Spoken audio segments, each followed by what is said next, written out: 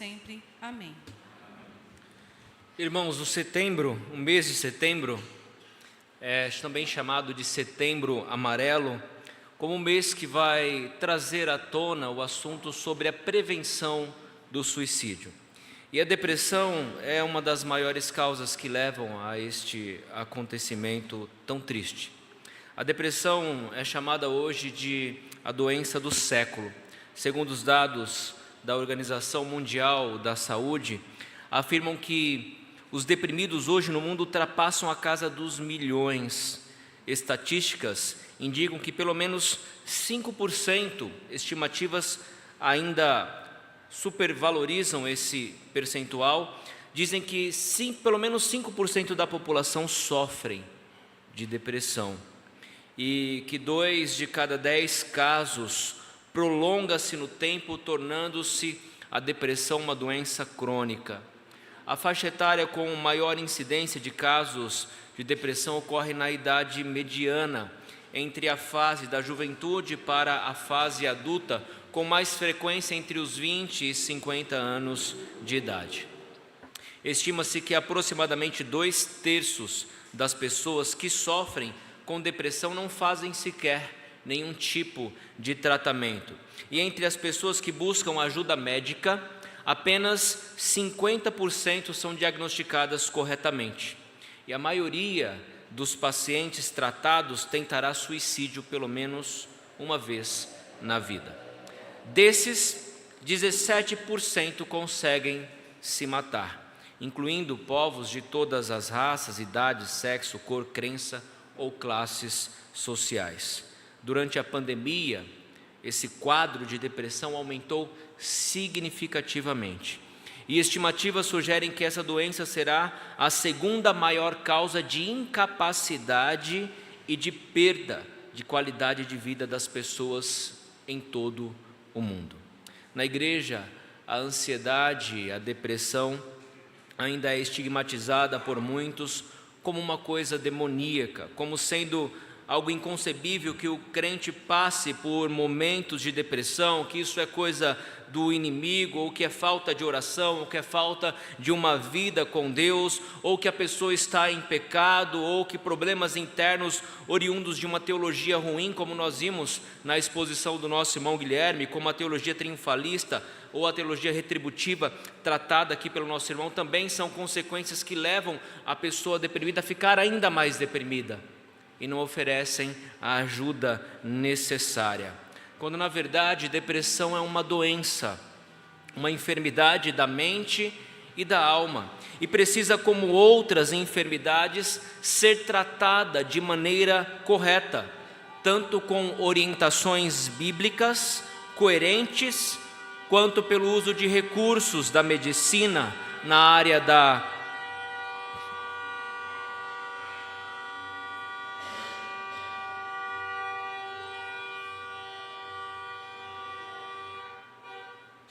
da psiquiatria, recorrendo aos profissionais da saúde quando necessária. A depressão é caracterizada como uma tristeza profunda, um sentimento de melancolia e que produz um quadro isolacionista. A pessoa não quer ver ninguém, ela quer se trancar dentro do seu quarto e ficar sozinha. Ela também é tida com alterações de humor, desânimo, cansaço, distúrbios do sono, sentimentos de medo, de insegurança, de perda de propósito. A pessoa não sabe por que ou para que ela está neste mundo, ela não sabe qual é o sentido da sua vida. Sentimentos de culpa, dificuldade de concentração, sentimentos de vazio, de desesperança, dores no corpo, boca seca, palpitação, tonturas e a mais severa dela, severas desses sintomas, a vontade de deixar de viver ou de encontrar na morte a única saída para o seu sofrimento.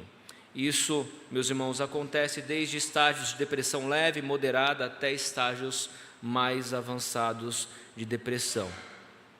E o alerta e a orientação é: se você apresenta ou já apresentou alguns desses sintomas, provavelmente você enfrentou ou está enfrentando em certo grau algum tipo de depressão. O importante é que você não guarde isso para si. O importante é que você busque ajuda. O importante é que você procure ajuda do pastor, dos presbíteros, de algum irmão que você confia, ou até mesmo ajuda profissional de psicólogos e psiquiatras para que te auxilie no tratamento desta enfermidade. Mas aqui, na palavra de Deus, nós temos também diversos recursos que nos orientam, que nos mostram como obter ajuda na fonte que é a fonte para a resolução de todos os nossos problemas, o nosso Deus. É Deus quem nos ajuda a enfrentar as adversidades, como a própria depressão, que vez ou outra pode nos acometer, certos de que todo consolo, de que todo conforto, de que toda segurança, esperança e libertação vem da parte do Senhor, das mãos do nosso Deus, e está disponível aos seus filhos, a todos aqueles que o buscam de todo o coração. Olhando um pouquinho para o contexto da carta de Paulo aos Coríntios, na sua primeira carta nós vemos a igreja de Corinto com vários problemas. E Paulo então, diante dessa carta, vai exortar, vai chamar a atenção e vai instruir a igreja para que solucionasse esses problemas à luz da palavra do Senhor. Paulo julgou ser necessário fazer uma visita pessoal aqui a esta igreja, uma visita talvez não muito agradável, pois foi com o intuito de resolver alguns problemas que ainda não haviam sido sanados na sua primeira carta, problemas que ele precisava resolver pessoalmente.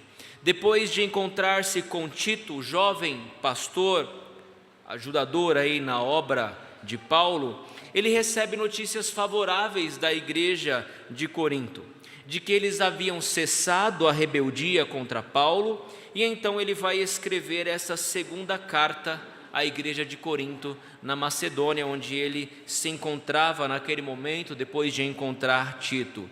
E em seguida ele faz a última visita à igreja de Corinto, da qual nós temos registro, lá em Atos capítulo 20, versículos de 1 a 4. Nesta carta, Paulo se alegra com a igreja pela reação positiva, favorável ao seu ministério. Ele relembra o compromisso dos crentes para com os cristãos da região da Judéia em auxiliar, em ajudar, inclusive financeiramente, e ele também vai defender nesta carta a sua autoridade apostólica diante da igreja nos últimos capítulos. Mas nesta perícope específica que nós lemos, Paulo lembra a igreja de que as consolações e todo o conforto é fornecido por meio de Deus. E esse conforto, ele vem em momentos de perseguições e tribulações que nós passamos em nossas vidas. E com esse texto, meus irmãos, nós podemos aprender que é possível sim vencer as angústias da vida e da alma. E a maneira que nós podemos fazer isso é bendizendo ao Senhor, pois é Ele quem nos conforta, entendendo que essas angústias são meios pelos quais Deus manifesta o seu consolo, certos de que Deus também é o nosso libertador. A primeira verdade que eu quero que você guarde no seu coração, e é o primeiro passo para vencermos as angústias da nossa alma e a depressão que vez ou outra nos acomete, é que precisamos louvar a Deus, porque Ele é a fonte de todo conforto e consolo.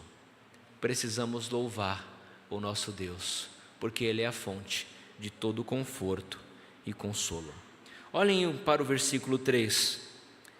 Olha como Paulo começa essa perícope. Bendito seja o Deus e Pai de nosso Senhor Jesus Cristo, o Pai de misericórdias e Deus de toda consolação. Ele começa esse discurso bendizendo ao Senhor. E olhem, Paulo é aquele que sofria, é aquele que sofreu naufrágios, perseguições, açoites, é aquele que tinha um espinho na cara e nós não sabemos qual é, mas que Deus não tirou porque disse que apenas a graça dele lhe bastava. É esse Paulo que está bendizendo ao Senhor. Não é uma pessoa que tem tudo de bom e tudo do bom e do melhor na vida, que não passa por dificuldades financeiras, que não passa por privações, mas é o Paulo, o sofredor, o missionário de Deus que saiu por este mundo testemunhando a respeito de Cristo como Salvador. É ele quem começa aqui esse texto bendizendo ao Senhor: bendito seja o Deus e Pai de nosso Senhor Jesus Cristo. Percebam como Paulo exalta Deus e como ele atribui a esse Deus a origem de todo o conforto e de toda a consolação. É esse Deus o Pai de nosso Senhor Jesus Cristo, que é a fonte de misericórdia e de toda a consolação. E o maior ato de misericórdia da parte de Deus o Pai já foi manifesto ao longo da história. Ele enviou Cristo, seu Filho unigênito, para morrer na cruz em seu lugar, para que você pudesse desfrutar da vida eterna. Esse é o maior ato de misericórdia. E ele diz: esse Deus, Pai de nosso Senhor Jesus Cristo, é a fonte, é o Pai de toda a misericórdia e é o Deus de toda a consolação. Aqui eu me lembro também da carta de Paulo aos Romanos, no capítulo 8, quando ele diz: aquele que não poupou seu próprio filho, não nos dará graciosamente com ele todas as coisas? Meus irmãos, é uma pergunta retórica. Paulo está dizendo o seguinte: olha, se Deus não poupou o seu único filho, mas entregou por amor a você, acaso ele não nos dará todas as coisas? Tudo aquilo que nós precisamos? Acaso ele não será fonte de consolo e conforto quando você estiver deprimido? Quando você estiver angustiado? Quando você estiver com vontade de ficar trancado no seu quarto? Será que Deus não o visitará? Aquele que não negou e não poupou o seu próprio filho, não há de visitá-lo no quarto para trazer a alegria novamente ao seu coração? É claro que sim, porque ele é a fonte de toda consolação. Olha o versículo 4. Ele diz: é Ele, Deus, que nos conforta em toda a nossa tribulação, para podermos consolar os que estiverem em qualquer angústia, com a consolação com que nós mesmos somos contemplados por Deus. No verso 4, ele atribui a Deus, o autor de toda consolação, como aquele que nos conforta em toda a nossa tribulação. Não é uma ou outra tribulação, mas é em toda a nossa tribulação. Em toda a nossa tribulação, Deus é a fonte de conforto e de consolo. A tribulação aqui, meus irmãos, traz na sua palavra, no grego, um sentido de prensa. A ideia aqui é que aquele que está sendo pressionado, que se vê apertado, e quantos de nós não nos sentimos assim algumas das vezes, pressionados, diante de tantos problemas, diante de problemas sérios que nos sobrevêm, nós sentimos a pressão e a angústia daquele momento. E aqui aquele que é a fonte de toda consolação quando você estiver se sentindo pressionado pelos problemas da vida que nos afligem e nos assolam. Então é aí que se manifesta o consolo e o conforto da parte do nosso Deus. Mas perceba um detalhe: nós somos uma igreja. Vocês têm a ideia do que isso significa? Os irmãos têm ideia do que significa ser igreja? Ser igreja é ajudar uns aos outros nas suas tribulações, é na angústia se fazer um irmão. E aqui a consolação que nós recebemos da parte de Deus não tem um fim em si mesmo. Não é para você receber essa consolação e guardar e dormir um sono tranquilo no seu quarto sem se preocupar com o seu próximo, mas é para você se levantar e ir ao encontro daquele que está angustiado e sofrendo. Percebam, olha o que o texto diz: É Ele quem nos conforta em toda a nossa tribulação. Para quê? Qual é o propósito disso? Para podermos consolar os que estiverem em qualquer angústia, com a consolação com que nós mesmos somos contemplados por Deus. Se nós temos recebido a consolação de Deus, use essa consolação para confortar outros em momentos de angústias, para trazer uma palavra de vida e esperança àqueles que estão sofrendo. O Juan e a Eliane relataram que no período em que o Joaquim estava no hospital, em determinada visita, eles foram fonte de consolo para os vizinhos que estavam do lado sofrendo, angustiados, que precisavam ouvir uma palavra da parte de Deus de consolo. E é isso, eles estão sofrendo, mas à medida que são consolados por Deus, eles também são fonte de consolo para aqueles que estão angustiados e sofrendo.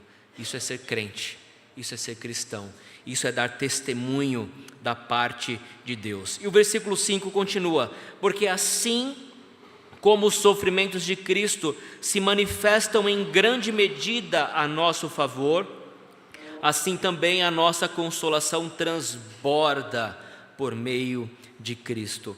Paulo revela uma grande verdade aqui da vida cristã, que muitas vezes fica oculta por muitos pregadores que se dizem evangélicos. A chamada do Evangelho e para o Evangelho, meus irmãos, não é apenas para experimentar as graças e as bonanças decorrentes da salvação, mas também para sermos participantes dos sofrimentos de Cristo, que se manifestam a nosso favor. Quando Paulo escreve a sua carta, quando Pedro escreve a sua primeira epístola, no capítulo 4, ele diz que, pelo contrário, alegrai-vos na medida em que sois coparticipantes dos sofrimentos de Cristo, para que também, na revelação de sua glória, vos alegreis exultando. Uma vez que somos participantes dos sofrimentos, também teremos e seremos cheios, e a palavra de Deus aqui é de abundância, que abunde em nós a graça e a consolação, que transborde esta consolação. Meus irmãos, se temos sofrido, se temos sido participantes dos sofrimentos de Cristo, transbordará também a consolação que vem da parte do Senhor. E você precisa confiar e crer nessa palavra, porque é a palavra de Deus. E nós cremos nisso. João Calvino, ao comentar sobre essa verdade, ele diz que por meio dos sofrimentos, os crentes estão sendo conformados a Cristo, assumindo a forma de Cristo, e produzem em seus corpos o morrer de Cristo, para que a vida de Cristo seja manifesta neles. Deus tem um propósito para tudo. Nada na nossa vida acontece por acaso. Se Ele permite determinado sofrimento e que passemos por momentos de angústias, de sofrimento, de tribulação, isso vai ter um fim proveitoso para a vida do crente. Vai nos fortalecer espiritualmente, vai nos tornar mais parecidos com Cristo e vai fazer com que a glória de Deus seja manifestada em nós por meio desse sofrimento. Isso é o transbordar da consolação que vem de Cristo. Portanto, a primeira verdade que precisamos aprender, quando estiver passando por sofrimento e angústia, bendiga o nome do Senhor, como Paulo fez. Bendisse o nome do Senhor. Ele louvou ao Senhor porque ele sabe que Deus é a fonte de toda a consolação. A segunda verdade que eu quero que você guarde no seu coração é que os sofrimentos, meus irmãos, são meios pelos quais Deus demonstra o seu consolo e molda a nossa fé. Eles são instrutivos, eles trazem instruções da parte de Deus. E as angústias, os sofrimentos são meios pelos quais Deus demonstra consolo e molda a nossa fé. Algumas vezes tribulações difíceis acometem a nossa vida. E nós nos perguntamos por quê? Por que que Deus permite que tribulações tais acometam a vida do crente? E como Paulo expressou aqui, a ponto de desesperarmos da própria vida. Paulo nos dá algumas orientações nesse sentido quanto ao propósito das tribulações na vida cristã. O versículo 6 ele diz: mas se somos atribulados, é para o vosso conforto e salvação. Se somos confortados, também é para o vosso conforto, o qual se torna eficaz, suportando vós com paciência os mesmos sofrimentos que nós também padecemos. O verso 6 vai revelar que o propósito de Deus na nossa vida cristã, sejam em momentos ruins, de angústia da alma, tribulação ou tristeza, ou mesmo em momentos de bonança e alegria, ambos os casos nos levam a experimentar o conforto que vem do Senhor. Se somos atribulados, é para o vosso conforto e salvação. Se somos confortados, é também para o vosso conforto, o qual se torna eficaz. Então entenda que os sofrimentos que você passa na sua vida têm um propósito, e é de fortalecer a sua fé. E como você deve passar por essa angústia, por essa tribulação, você deve passar com paciência, suportando vós com paciência os mesmos sofrimentos que nós também padecemos. Meus irmãos, nós precisamos definir aqui a palavra traduzida como atribulados.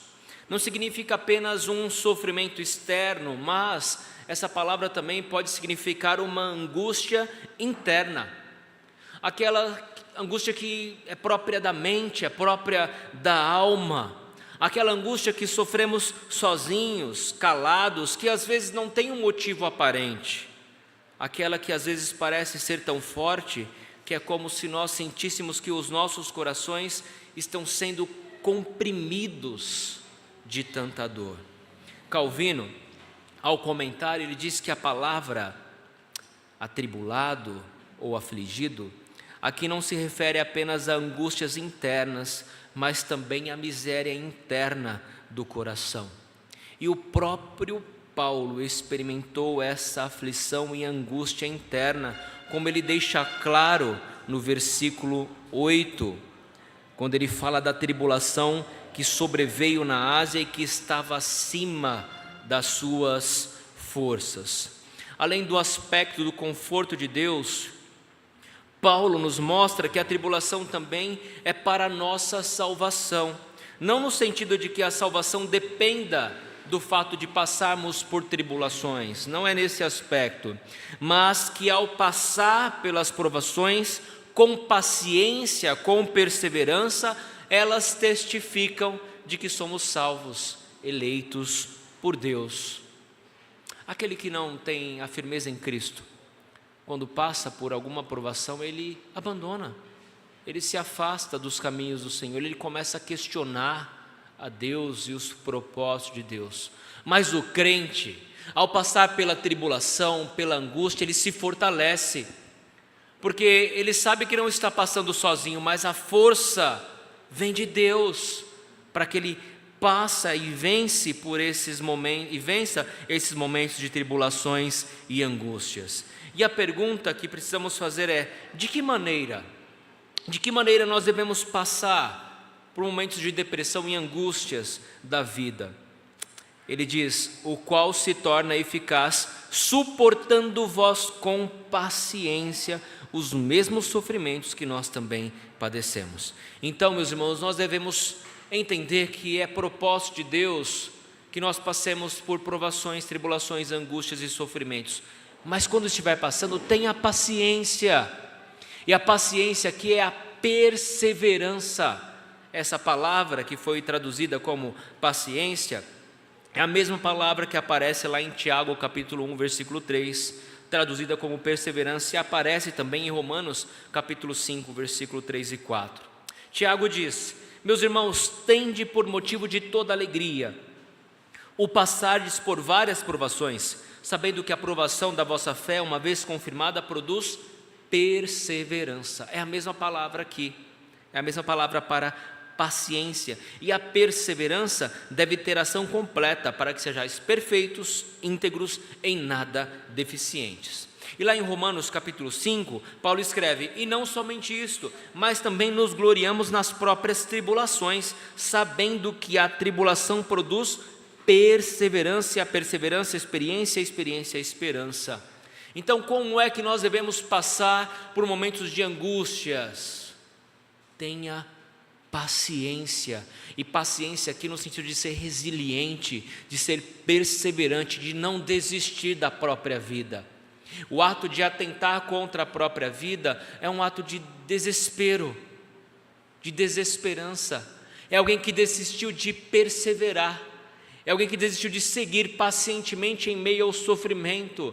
Mas nós precisamos nos apegar ao Senhor em momentos de angústias e pedir para que Ele nos dê perseverança e paciência para passarmos por esses momentos.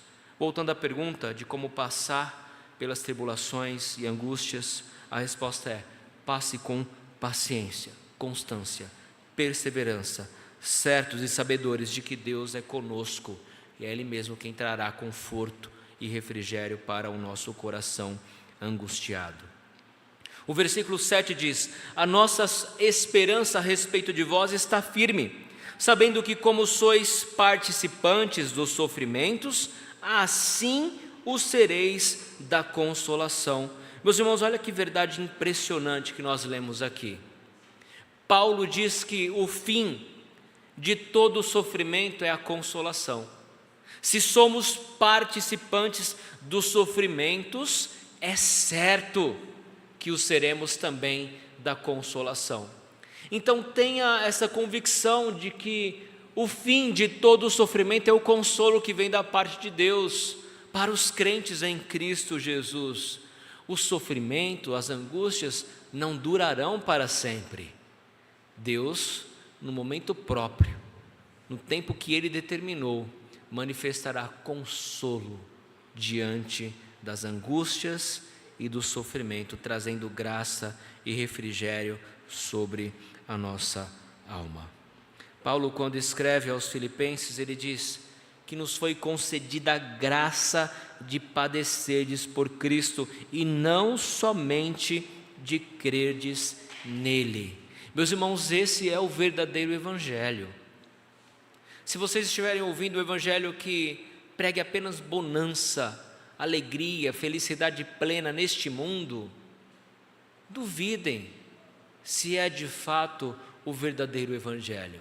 Porque o verdadeiro evangelho é esse, que nos foi concedida a graça de padecerdes por Cristo. Esse é o verdadeiro evangelho, que não ignora o sofrimento na vida do crente. Se você é um crente verdadeiro e quer viver uma vida piedosa, você vai passar por momentos de tribulação, angústia e sofrimento. Entenda essa realidade na vida cristã, mas saibam que o fim de todo sofrimento é a consolação que vem da parte do Senhor. O próprio Cristo deixou isso bem claro: no mundo tereis aflições, mas tende bom ânimo, porque eu venci o mundo. Paulo, na sua carta aos Romanos, ele diz que diante de qualquer coisa, e são coisas que realmente fazem oposição à vida do crente, ele tem a sua esperança firme em Deus. Seja tribulação, angústia, perseguição, fome, nudez, perigo ou espada, nem morte, nem vida, nem anjos, nem principados, nem coisas do presente e do porvir, nem altura, nem a profundidade, nem qualquer outra criatura poderá nos separar do amor de Deus que está em Cristo Jesus. Ele acrescenta ainda: em todas estas coisas, porém, somos mais que vencedores por meio daquele que nos amou. Meus irmãos, o versículo 8 diz: porque não queremos, irmãos, que ignoreis a natureza da tribulação que nos sobreveio na Ásia, porquanto foi acima das nossas forças, a ponto de desesperarmos da própria vida. Aqui, no versículo 8, Paulo vai chamar a atenção para o seu próprio sofrimento. No momento que ele vivenciou quando estava na Ásia, provavelmente a tribulação que Paulo se refere é aquela que está descrita no livro de Atos, capítulo 19. Depois dê uma lida no livro de Atos, no capítulo 19, e você vai ver as perseguições, as tribulações que Paulo padeceu ali quando estava evangelizando as cidades da Ásia, quando ele estava passando por Éfeso, e como ele sofreu, como se levantou grande oposição contra ele ali. E é interessante que Paulo não se mostra aqui como um super-homem, como alguém que está em um patamar elevado, onde as angústias e os sofrimentos não podem atingir. Ele diz que a natureza, o tamanho da tribulação foi tão grande, que ele sentiu que essas tribulações estavam acima das suas forças, e o fez desesperar da própria vida. E nós estamos falando aqui de Paulo, meus irmãos, daquele que viu o brilho de Cristo, daquele que ficou cego diante da majestade de Cristo, daquele a qual Cristo disse a ele: importa, ele precisa saber o quanto importa sofrer por causa do meu nome. É esse Paulo que estava acostumado com o sofrimento, mas que diz que foi tão grande que estava acima das suas forças. E se Paulo, sendo quem foi, ele sentiu essa fraqueza, meus irmãos, medo, angústias, nós também podemos sentir vez ou outra. Mas entenda que ele não termina com essa desesperança. Ele termina com a palavra de conforto, sabendo que o seu consolo vem da parte de Deus. Ele chegou ao ponto de desesperar da própria vida, mas ele confiou em Deus. E é isso que você precisa fazer quando a tristeza, quando a angústia roubar a sua alegria de viver. Olhe para Paulo, conheça a história deste homem, veja o que ele sofreu e o que ele padeceu por amor ao Evangelho, para pregar o Evangelho. Calvino diz que nesse ponto Paulo chegou a pensar que a sua vida já estivesse perdida, ou pelo menos que pouca esperança lhe restava. Ele sentiu-se como se estivesse trancado em uma prisão sem a mínima chance de escape, mas Deus proporcionou a saída.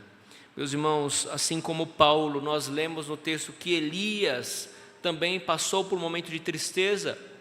Ele se escondeu na caverna, como nós lemos, com medo da sua própria vida, e disse para Deus tomar a sua alma, porque ele estava cansado daquele sofrimento que ele estava passando. Davi, nos seus salmos de lamentações, também expressa angústias e sentimentos de tristeza profunda, mas eles não se desesperaram, antes eles confiaram e esperaram no Senhor. E a terceira verdade que eu quero que você guarde no seu coração é que devemos depositar a nossa confiança em Deus, pois Ele é o nosso libertador, e também orar uns pelos outros. Olha o versículo 9: contudo, já em nós mesmos tivemos a sentença de morte, para que não confiemos em nós, e sim no Deus que ressuscita os mortos, o qual nos livrou e livrará de tão grande morte, em quem temos esperado que ainda continuará a livrar-nos. Por mais que ele tenha desesperado da própria vida ou perdido a esperança de sair vivo daquela tribulação que lhe sobreveio na Ásia, ele sabia que na sua condição humana, vulnerável, como um pecador, ele já tinha recebido a sentença de morte. E aqui nós olhamos para o texto de Romanos 8:36 e vamos ver com mais clareza o que é esse sentido, o que significa essa sentença de morte aqui. Lá em Romanos 8:36 ele diz: por amor de ti somos entregues à morte o dia todo, fomos considerados como ovelhas para o matadouro. Meus irmãos, ele não está falando de morte eterna. Ele está dizendo que como missionário, como evangelista do Senhor itinerante, sabendo que viria oposições, a sua vida estava entregue nas mãos de Deus para ser morto a qualquer momento. Ele estava preparado para morrer. Ele sabia que isso um dia iria acontecer, e aconteceu com todos os discípulos de Cristo, exceto com João, mas todos os demais foram mortos por causa do testemunho da palavra de Deus. Ele sabia que a sentença de morte estava sobre ele, mas isso é para que ele não tivesse uma autoconfiança, e às vezes acontece isso. Às vezes nós estamos deprimidos, estamos angustiados, nos trancamos no nosso quarto e não queremos ajuda, porque achamos que somos autossuficientes, que através dos nossos próprios meios nós vamos conseguir sair daquela situação. Mas percebam, Paulo não confiava em si mesmo, mas em Deus, que ressuscita os mortos. Ele sabia da sentença de morte, mas isso é para que ele não tivesse uma autoconfiança, antes confiasse em Deus, e é isso que você precisa fazer em momentos de angústias. Não sofra sozinho achando que você vai conseguir sair de um estado depressivo por si só, mas busque a confiança que está em Deus, deposite em Deus a sua confiança. O propósito disso é que você busque a confiança em Deus, porque é Deus quem nos dá a vida. E aqui o versículo 10, depositando essa confiança em Deus, ele diz: o qual nos livrou e livrará de tão grande morte, em quem temos esperado e que ainda continuará a livrar-nos. Ele já livrou da morte eterna, da grande morte, e Ele continuará a livrar-nos. Ou seja, a ação protetiva de Deus em nossas vidas é contínua. Cristo morreu por nós e nos livrou da morte eterna, mas é Ele quem nos livra da morte todos os dias. É Ele quem nos sustenta com as suas mãos poderosas todos os dias. E por isso, meus irmãos, deposite unicamente a sua confiança no Senhor. No Senhor, Ele é a fonte de toda libertação.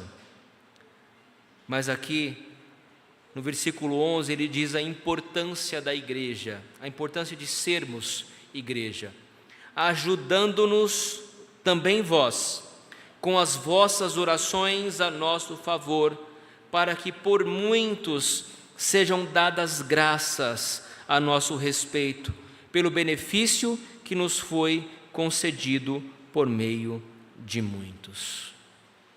Eu vi o testemunho de uma irmã na rede social, e ela estava prestes a se matar. Já estava tudo preparado, estava já para empurrar o banquinho para ser enforcada, quando ela recebeu uma ligação. Uma senhora retornou a ligação para ela e disse: olha, um rapaz me ligou do seu número, e aí não falou nada e eu retornei para você. Qual era o nome desse rapaz? Era Ângelo. E quando ela foi olhar, mas eu não liguei, ela tinha recebido a ligação dessa mulher que estava prestes a morrer, mas eu não liguei, eu não fiz nenhuma ligação, só que lá no registro das ligações estava o número dela, de fato havia ligado. E aquela senhora ligou e começou a conversar com ela e falou a palavra de Deus para ela, e ela contou que estava prestes a se matar, a tirar a própria vida, e Deus usou a vida daquela irmã para livrá-la da morte. E ela pôde então, através de uma ligação, obviamente orientada por Deus, livrar aquela pessoa da morte.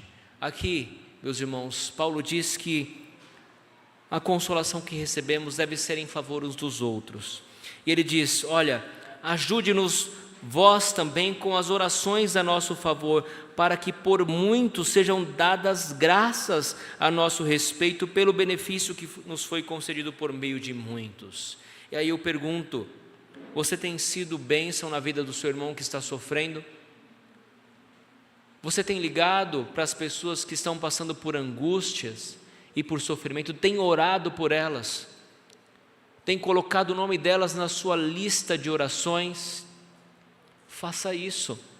Faça-se presente. Envie uma mensagem. Às vezes a pessoa não quer receber visita, mas envie uma mensagem. Diga: eu estou orando por você. Isso certamente será fonte de renovo, de alegria, de refrigério para aquela pessoa. Mostre que você se importa. Lembre-se, nós somos uma igreja e precisamos orar e cuidar uns dos outros. O texto bíblico diz que quando o membro sofre, todo o corpo padece. Nós somos todos membros de um só corpo, o corpo de Cristo, e precisamos orar uns pelos outros. E Paulo diz: olha, ajudando-nos também vós com as vossas orações a nosso favor, oremos uns pelos outros. Tiago, lá no finalzinho da sua carta, ele diz: está entre vós alguém sofrendo? Faça oração. Depois ele diz: está alguém entre vós doente? Chame os presbíteros da igreja e estes façam oração sobre ele, ungindo-o com óleo em nome do Senhor, e a oração da fé salvará o enfermo, e o Senhor o levantará, e se houver cometido pecados, ser-lhe-ão perdoados. Confessai, pois, os vossos pecados uns aos outros, e orai uns pelos outros para serdes curados, pois muito pode por sua eficácia a súplica dos justos. Meus irmãos, nós não podemos ignorar o poder da oração intercessória, porque nós temos um Deus vivo, nós temos um Deus que ouve a oração da sua igreja quando feita em nome de Jesus Cristo. E nós precisamos aprender a desenvolver a oração não apenas por nós mesmos. Orar por nós mesmos é importante, mas nós precisamos orar, aprender a orar pelos outros, pelos nossos irmãos que estão passando por sofrimentos e dificuldades. É isso que nós aprendemos aqui. Concluímos, portanto, irmãos, que é possível sim vencer as angústias da vida e da alma, bendizendo ao Senhor que nos conforta, entendendo que essas angústias são meios pelos quais Deus manifesta o seu consolo, certos de que Deus é aquele que nos liberta desses momentos de depressão e angústia. Se você está passando por um momento de tristeza, tribulação, depressão, louve ao Senhor, reconheça que dele vem todo o conforto necessário para a sua alma. Entenda que esses sofrimentos são meios pelos quais Deus demonstra e manifesta o seu consolo e molda a sua fé. E deposite toda a confiança nesse Deus libertador, orando uns pelos outros para o crescimento e edificação do corpo de Cristo. Depressão, meus irmãos, não é mera invenção. O próprio Cristo vivenciou momentos de angústias na alma. Quando ele estava prestes para ser entregue, o texto diz que ele se afastou cerca de 1 tiro dos seus discípulos, 1 tiro de pedra, e de joelhos ele orava dizendo: Pai, se queres, passa de mim este cálice, contudo não se faça a minha vontade, sim a tua. Então lhe apareceu um anjo do céu que o confortava. E aí o texto diz: estando em agonia, ele orava mais intensamente, e aconteceu que o seu suor se tornou como gotas de sangue caindo sobre a terra. Os irmãos conseguem ter a dimensão da angústia que Cristo estava a ponto de suar sangue?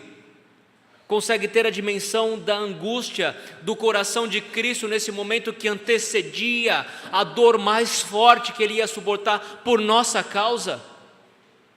A agonia que acometeu o nosso Salvador neste momento foi tão intensa que o seu suor se tornou como gotas de sangue, porque ele sabia que a dor que estava por vir seria muito intensa. Isso estava trazendo amargura e inquietação sobre o seu coração, porque ele enfrentou a angústia como um homem e como Deus suportou o peso da cruz nos nossos pecados. Às vezes pensamos que fomos abandonados por Deus em meio à depressão e angústia, mas lembrem-se, Foi Cristo quem bradou na cruz: Eloi, Eloi, lama sabachthani, que quer dizer: Deus meu, por que me desamparaste? Foi Cristo quem foi abandonado por Deus na cruz, quando suportou toda a ira e maldição de Deus por causa dos nossos pecados. Nós não estamos abandonados em meio ao sofrimento. Cristo foi abandonado por causa dos nossos pecados, para que eu e você pudéssemos ter vida e vida em abundância. Portanto, quando se sentir triste, abandonado, lembre-se que maior tristeza suportou o Messias e Salvador numa maldita cruz por causa dos nossos pecados, para que eu e você pudéssemos ter alegria e vida plena, para que eu e você pudéssemos desfrutar de uma vida feliz com os nossos irmãos em Cristo, para que eu e você pudéssemos experimentar a alegria da salvação. E lembre-se, a morte não pôde deter o Salvador, Ele ressuscitou, para que todas as bênçãos da salvação necessariamente tornem-se efetivas sobre a sua vida, sobre a vida dos filhos de Deus. E lembrem sempre, Cristo está com os braços abertos para restaurar a alegria da salvação, que vez ou outra você pode perder por causa dos pecados e momentos de angústias. Como diz o salmista Davi no Salmo 16, 11: Tu me farás ver os caminhos da vida, na tua presença há plenitude de alegria, e na tua destra delícias perpetuamente. O Paulo exorta aos filipenses: alegrai-vos sempre no Senhor, outra vez vos digo, alegrai-vos. E o Salmo 30, que nós lemos, o versículo 5 diz: ao anoitecer pode vir o choro, mas a alegria vem pela manhã. Toda depressão, angústia e sofrimento terá um fim. Cristo é a fonte de consolação para toda a alma aflita. Neemias, mesmo enfrentando oposição de todos os lados na reconstrução dos muros de Jerusalém, que fora destroçado pelo exército babilônico, ele exorta o seu povo no capítulo 8, versículo 10: Ide, comei carnes gordas, tomai bebidas doces e enviai porções aos que não têm nada preparado para si, porque este é o dia consagrado ao nosso Senhor. Portanto, não vos entristeçais, porque a alegria do Senhor é a vossa força. A alegria do Senhor é a vossa força. Vamos repetir? A alegria do Senhor é a vossa força. Que Deus nos abençoe, que Ele aplique a sua palavra em nossos corações. Meus irmãos,